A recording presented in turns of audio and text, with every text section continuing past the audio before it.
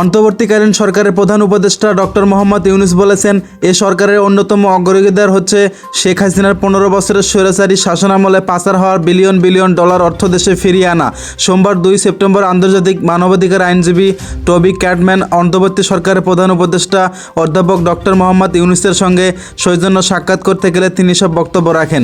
টমি Catman British আইনজীবী, মানবাধিকার কর্মী, প্রত্যাপন্ন বিশেষজ্ঞ এবং লন্ডন ভিত্তিক দ্য জেনোসাইড 37 ল ফার্মের যোগ্য প্রধান।